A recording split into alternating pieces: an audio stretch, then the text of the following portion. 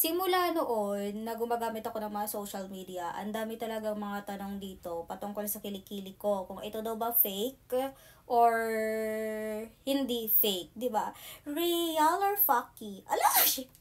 So, yung kilikili ko pala, eto, mga auntie at uncle, ayan po ay 100% natural. Sabi niya nga, 'di ba? Ayan na, nabawasan niya ng mga auntie ko. So, hindi po siya dinikit ko lang or hindi ito fake yung kilikili ko. Ito ay 100% talaga natural.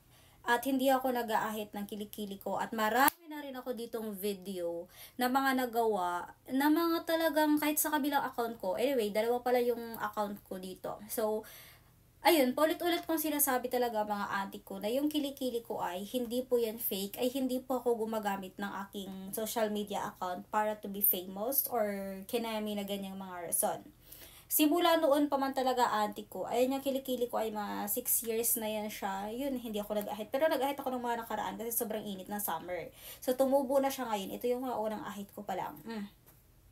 Auntie ko, ganyan talaga kasi auntie ko, yung aking kagustuhan na hindi mag-ahit sa kilikili, auntie ko. Wala naman kasi ako putok. Amoy-amoy pa yan, auntie ko. Amoy chocolate. Ala! Amoy chocolate, oh. Diba? Ayan. So, kasi auntie ko kung mag-aahit ka o hindi. At hindi lang yan auntie ko. Tuloy-tuloy na to auntie ko ng mga chika. Sobrang dami rin ako dito nare-receive na mga comment or mga messages sa iba't ibang mga social media account ko na talagang bakit daw hindi ako nag-ahit ng kilikili ko, babae nga ako. Auntie ko, ano naman? May problema ba? Diba auntie ko? Oh, kasi, number one kasi talaga na mga reason doon kung bakit hindi ako nag-aahit ng aking kilikili. Once kasi na nag-shave ako dito, ayun, tinutubuan nga ako dito, ang kulit nyo. Tinutubuan nga ako dyan ng mga malalaking pig sa auntie ko. O diba, ginigigil niya ako. Tinutubuan nga ako dyan ng malaking pigsa sa kilikili ko. Kaya mas pinili ko na lang na ganyan. Kasi tubuan ako ng pigsa.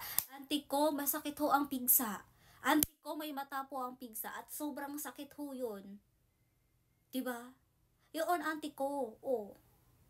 Kasi once kasi nainahit siya, yan, natutubuan na dyan, dami-dami dyan, tapos nagiging, para na siyang puwet mo, auntie ko, na magaspang, na maitim. Ganun, auntie ko. Tutubuan siya ng mga iba't ibang klaseng mga tigyawat, auntie ko. Anyway, gagawa muna ako ng thumbnail. 1, 2. Isa pa nga.